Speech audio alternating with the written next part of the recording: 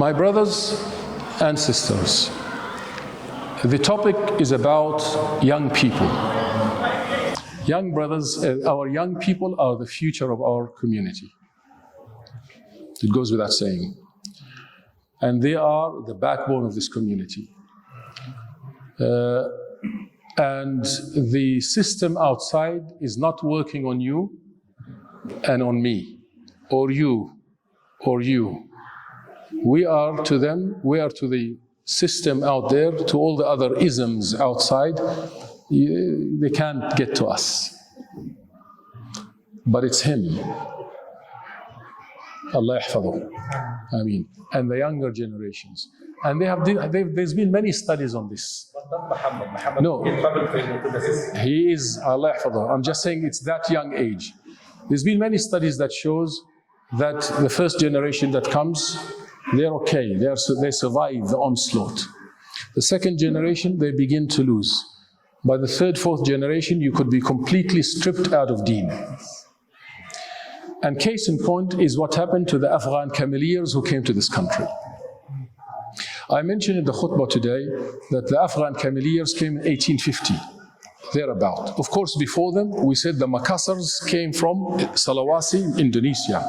They came in the 1650s. They came to trade with the Aboriginal people, and until today, if you go to Arnhem Land, the Yolonga people, and you ask them about the Muslims who came to them from Makassar, they will tell you good stories about them because the Aborigines have an oral history. They transmit information orally. Just like we memorize the Quran orally and transmit it orally, they have an oral transmission of their history and society. And so an Aboriginal man would be able to tell you where all the water holes in the desert from what he learned from his father, who learned it from his grandfather, who learned it from his grandfather, by memory. So he would have memorized a map of the desert in his mind through oral history. Equally, today they will tell you about the beautiful relationship they had with the Makassar Indonesian Muslims who came to them in the 1650s to trade with them, and even in their caves, you will find that they have inscriptions on the cave to commemorate and celebrate that beautiful relationship they had with the Muslims who first came. But the Makassars didn't settle here. So they came and went, so you don't see anything that happened to them as happened to the Afghans. The Afghan cameleers who came in 1850 had a different history. The British brought them here because they realized during the Second World War, one of the most important means of transportation was the camel. And the camel wasn't an animal of Australia. And they realized that in order to connect the inland of Australia, we need to bring camels to help us lay the railway lines. And that's when they brought the cameleers. They called them the Afghan cameleers. Not all of them were Afghans, but most of them were. And they were from Baluchistan and from Sindh and Hind. They came with their camels, but they also came with their turbans and sharwal and qamis and beards up to their navels. And the first thing they did was establish masjid. And they kept holding onto their deen. But slowly and slowly and slowly, the second and their third and the fourth generation dissolved. And there's no trace now of them, except in name. So if you go to a place like Alice Spring, you may come across some Aboriginal people, brothers and sisters there, whose name might be John, Michael, Abdallah. And when he sees you dressed like this, he says, "Hey, brother." And they've done this. Come to my house. I want to show you something. And you go to his house, and he shows you a picture of his grandfather, who was with a big turban and a big beard and sharwal and qamis. He says, "That was my grandfather." And if you go to the cemetery of in some of the cemeteries, especially in Alice Spring, and you see the qabristan of the first Muslims, the first Afghans who were buried. And how do you think their grave is like? Muslims who are strong in their deen, what do you think the grave looks like? Sunnah way, nothing there, just flat. And then you go to the next generation, the grave is gone a little bit higher. And the third generation, it's a little bit higher, and now it's big with a cross on it. I have a friend at the university. His name is Professor Irabina. He's an Aboriginal elder. He's a renowned professor of education. Every time he sees me, he says, "Hey, brother Muhammad." He says, "In my family, I have the Abdallahs and I have the Singhs." The Abdallah and the Singh. My point is, unless we become smart and strategize and plan collectively, not individually, collectively, to establish institutions and infrastructures to look after our young people, we will be in serious trouble. Yes, teaching in the masjid is important. And yes, teaching the Quran is important. And yes, teaching them Salah is important. But it is not enough. It is necessary, but not sufficient. The challenges young Australian Muslims face in this country can be divided into two broad categories: internal challenges and external challenges.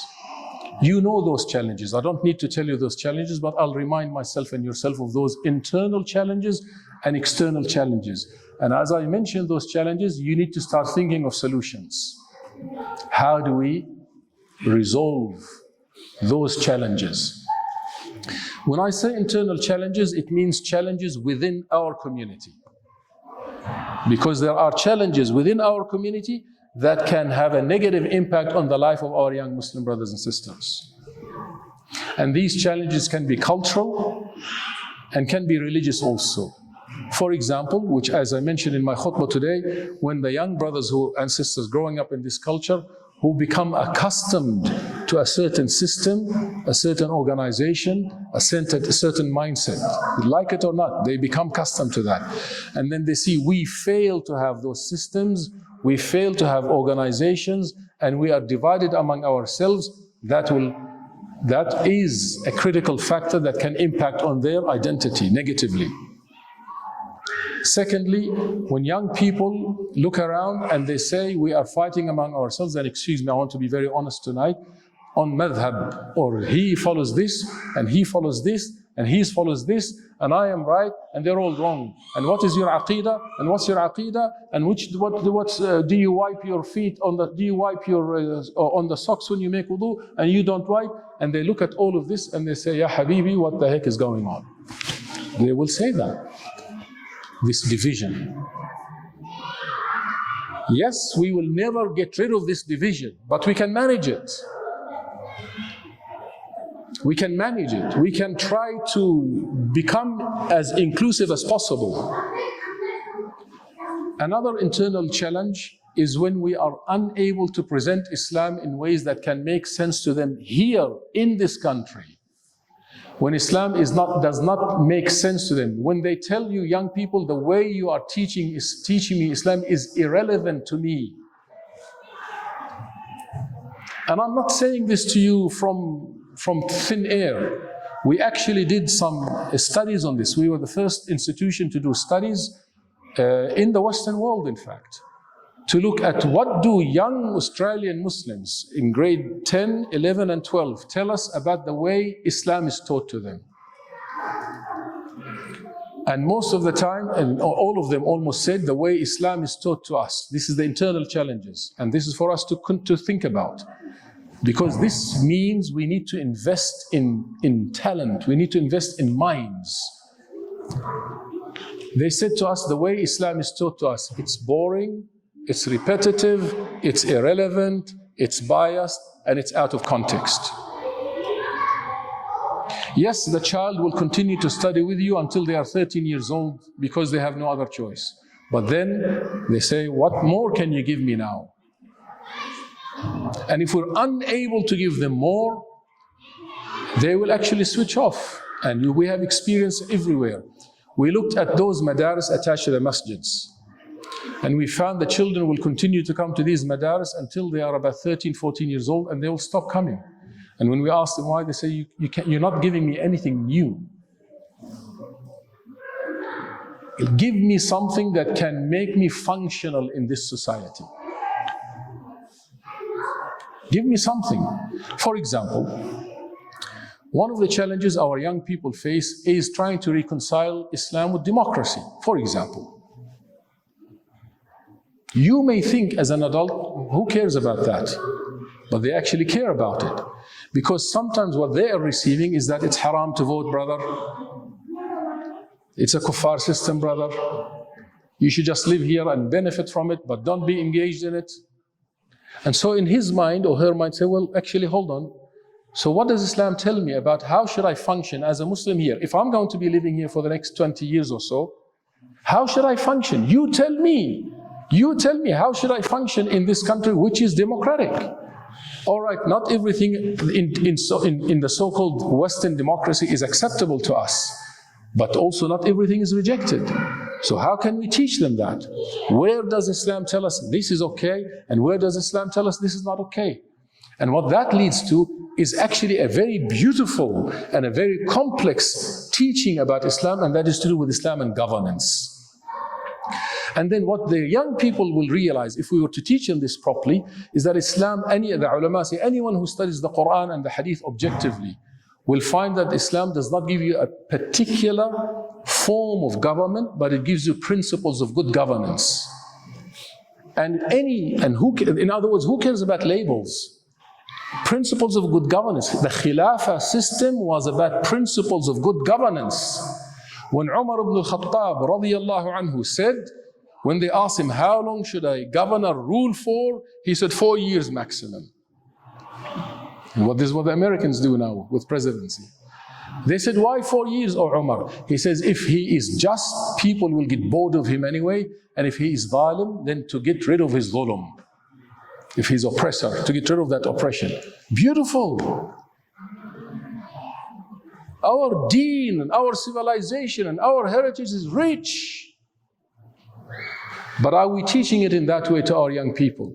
Or are we giving some superficial things about Islam that they will accept for a while, and then they have questions? Can we answer those questions? Do we have the right institutions and the people who are trained to do so? And if we keep sweeping these under the carpet, then you know what's going to happen. The big challenge that is facing us today is the question of sexuality and gender relations. And it's going to even become bigger. How do we resist that? How do we talk about it? How do we educate our young people about it? How do we come up with curricula that can face these issues? Right? So these are internal challenges, and unless and until we put our heads together, unless and until we truly put our heads together and bring the best talent, the competent, credible people, both men and women from our community, and begin to think together of how to provide solutions, then we will be too late. And if you think as a young father or young mother that these issues and problems are not going to reach your house, then you are kidding yourself. I don't want to sound pessimistic. I'm actually an optimist. As a Muslim should always be an optimist. But I'm a realist also. We have to be real about what's going on. Sometimes the narrative of Islam that is presented in the khutbah can make or break also our young people. So therefore, even before we stand and give khutbah, have you researched it? Have you thought about it? Have you thought about your audience? Have you thought, how is this going to be taken and accepted by the young people? In some masajid, and this is not a criticism of our imams, I respect them, and ala rasna, they say as I read, when the khutbah is given all in Urdu or all in Arabic, and all the young people don't understand a word of it, how do you expect them to benefit? How do you expect them to have an impact on them? I'm being real here, right? Why I say this? Because this is a collective effort, not an individual effort. Yes, one person may be able to solve some of these issues and engage with young people, but it will not last. One of the biggest challenges that we face as Australian Muslim communities is not the absence of leaders. Listen to this very carefully. One of my PhD students, Dr. Nizar Faris, whom some of you know, he did his entire PhD on the question of leadership processes in Australian Islamic organizations. We don't lack leaders. We have plenty of leaders. But what our organizations lack is leadership processes, proper structures and policies and institutions that can allow for these associations and organizations not to remain, but to save themselves from corruption and save themselves from misappropriation and save themselves from falling in things that will make us embarrassing for us as Muslims, but also processes that can allow for those communities to serve their communities, those organizations. You see, we have Islamic organizations that accumulate so much wealth, but that wealth is going in fighting in courts against one another, when it could be invested in other means. These are internal challenges. I haven't even touched the external challenges. But I want you to think about those. Yes, they are our greatest assets, and because they are our greatest assets, we have to give them our greatest gifts that Allah has given us. I often say to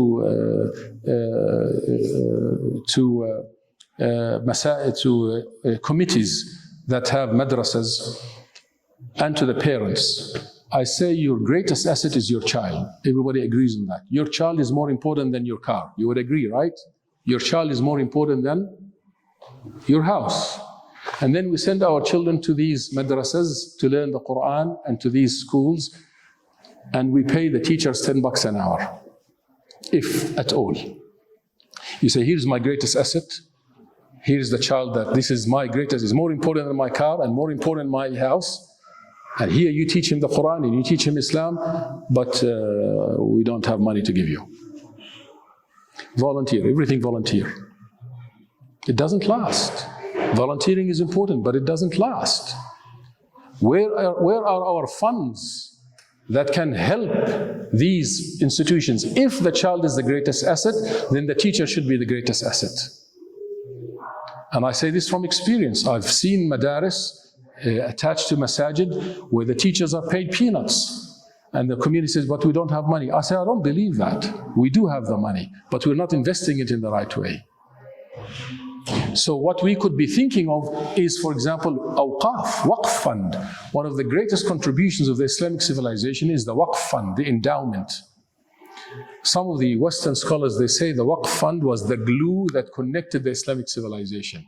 The whole Islamic civilization flourished on awqaf, endowment fund, a trust funds, where it's completely dedicated for certain projects and certain projects alone. Think about these external challenges. Islamophobia, we continue to have problems with that. It is no longer on the TV because the only reason, and I can tell you for a fact, the only reason our politicians and media stopped speaking openly against Islam and Muslims is because of Christchurch. We had to wait for a Christchurch massacre to happen. Then they all shut up and stopped talking against Islam and Muslims. But online, it's still rampant. The whole Muslim community in Australia, 850,000 of us. Until a few years ago, we did not have a single organization that can actually professionally fight Islamophobia. And if you think Islamophobia does not affect the identity of our young children, you're joking.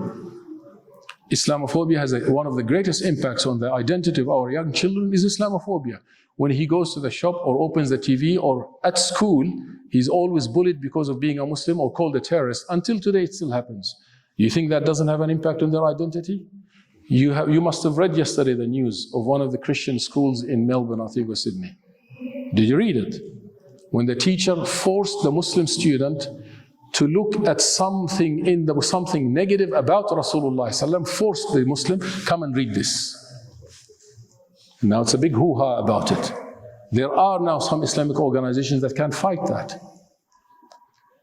We can't put our head in the sand and pretend nothing is happening.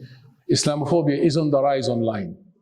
What Islamophobia does, it creates dehumanization of Muslims.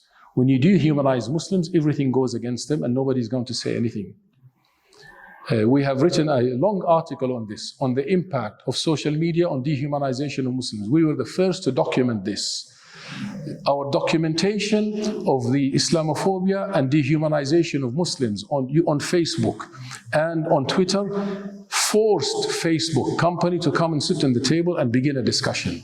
Before that, they said, no, we don't care. Because when we are weak, they won't care. Our strength is in our unity at the political level or the media level. Until only a few years ago, we did not have, as Muslim community in Australia, any organization or institution that can fight at a legal level for our rights. Now we have AMAN, Australian Muslim Advocacy Network, for example. But all of this affects us. Racism continues unabated. It affects us. The lack of employment for our young brothers or sisters continues to affect us. Right? Studies have been made and shows that when Muslims apply for jobs, the likelihood of rejection is about 90%. The same application goes with an Anglo-Saxon name and it's accepted. How do you fight this institutional racism?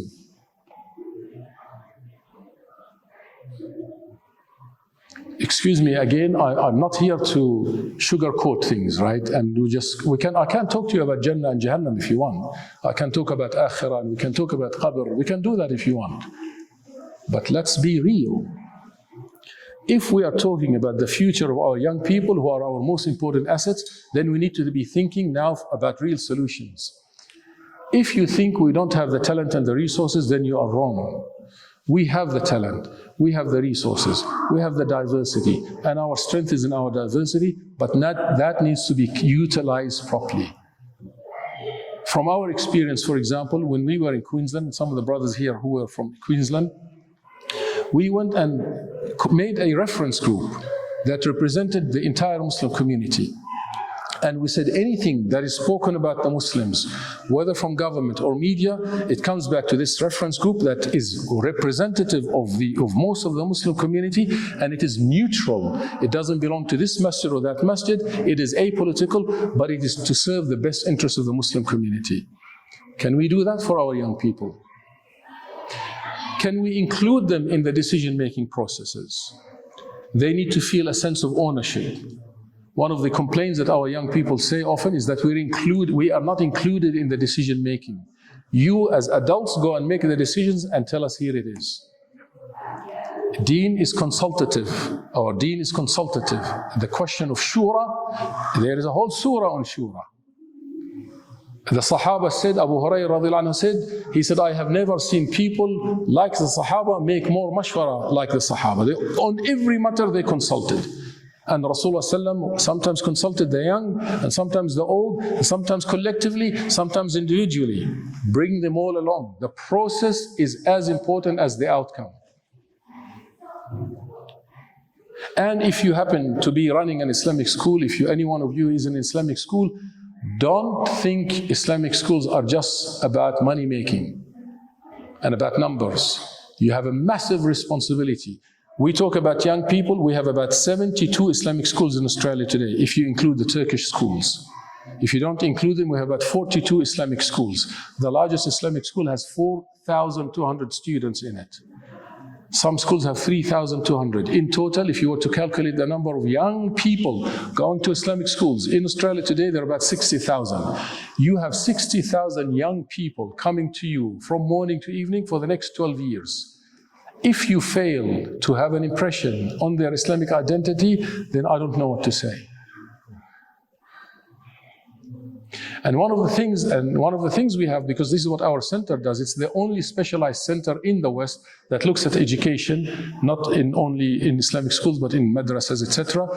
And what we have found, despite the good work that Islamic schools do, the weakest aspect about Islamic schools is the Islamic.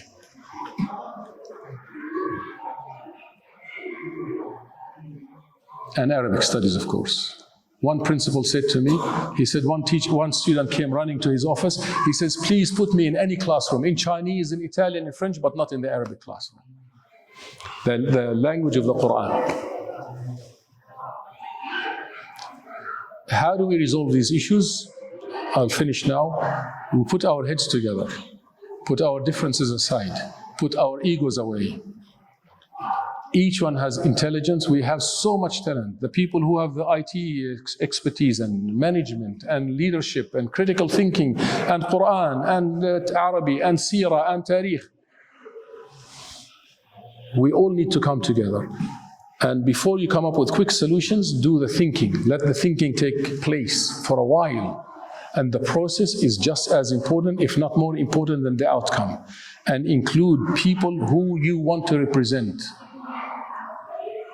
I know it's a mighty task, but at least we should start thinking about it. And you put a strategy for yourself. We say, where do you want our young people to be in 10, 20 years' time? Where do you want them to be? How can we assist them in becoming who they should become? Does that mean, for example, building more masjids? Or can that money be invested in something else that can assist them? I don't know. This is not for me to answer. This is for you to answer. But it is about thinking. It is about reflecting. It is about understanding and studying. I mentioned this, I was here last time. You have some young people, you have men and women in your community who have studied these issues.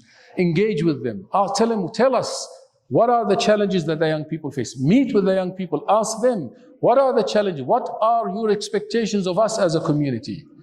How can we help you? You tell us, you tell us. We may not have the answers, but we can work with you towards these answers. And this is called co-designing.